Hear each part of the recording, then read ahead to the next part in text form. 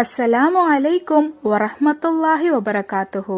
Welcome to Tamil Islamic remedy. கணவன் மனைவி இடையே அன்பு அதிகமாக நபி ஸல்லல்லாஹு அலைஹி வஸல்லம் சொல்லி தந்த ஒரு வழிமுறையை தான் இந்த வீடியோல நம்ம பார்க்க போறோம். இந்த வீடியோவோட கடைசியில ஒரு துஆவையும் நான் உங்களுக்கு சொல்லித்தரேன். இந்த டாபிக்கை பத்தி நம்ம ஏற்கனவே ஒரு வீடியோவை அப்லோட் பண்ணியிருக்கோம். அந்த வீடியோவோட லிங்கை நான் கீழே டிஸ்கிரிப்ஷன்ல ஆட் பண்றேன். எத்தனையோ குடும்பங்கள்ல கணவன் மனைவி சண்டைன்றது ரொம்பவே சாதாரணமா போயிருச்சு. தாய் தந்தையரோட சண்டைய பார்த்துட்டு எத்தனையோ குழந்தைகள் மன ரீதியா ரொம்பவே பாதிச்சிருக்காங்க. நபிகள் நாயகம் ஸல்லல்லாஹு அலைஹி வஸல்லம் சொல்லி கொடுத்த வழிமுறையை நம்ம ஃபாலோ பண்ணோம்னா நம்ம குடும்பத்திலையும் சந்தோஷம் தினமும் நிறைஞ்சிருக்கும். நிறைய குடும்பத்துல சண்டை ஆரம்பிக்கிறதே தன்னோட உழைப்ப உதாசீனப்படுத்துறதுனால தான்.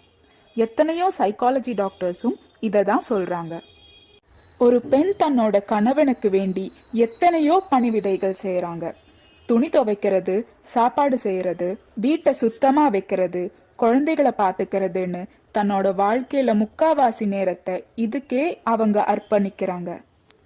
இதையெல்லாம் செஞ்சாலும் சில ஆண்கள் தன்னோட மனைவி செய்யற வேலையில தவறு சுட்டி காட்டிட்டே இருப்பாங்க. அதே மாதிரி கணவன் மனைவி ஒருத்தருக்கொருத்தர் போதுமான நேரத்தை செலவிடாம இருக்கிறதும் இன்னொரு முக்கியமான காரணம். இப்போல்லாம் நிறைய வீட்ல கணவன் தன்னோட மனைவி கிட்ட அதிகமா பேசி பழகிறதே இல்ல. வீட்டுக்கு வந்த உடனே மொபைலை யூஸ் பண்ற கணவர்கள் தான் அதிகம். ஆண்கள் தன்னோட குழந்தைகள் கூடயும் மனைவி கூடயும் பேசி சிரிச்சு விளையாடினாலே தங்களோட களைப்பெல்லாம் காணாம போயிரும். அதே மாதிரி ஒரு நாள் ஒரு வேளையாவது குடும்பத்தோட உட்கார்ந்து சாப்பாடு சாப்பிடுங்க.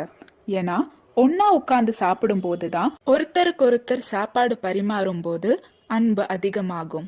இனி கணவன் மனைவி இடையே அன்பு அதிகரிக்க ஒரு துஆவை சொல்லித்தரேன். அல்லாஹும்ம அஸ்லிஹ ذات பைனினா வ அல்லிஃப் பைன குலூபினா யா அர்ஹமுர் ராஹிமீன்.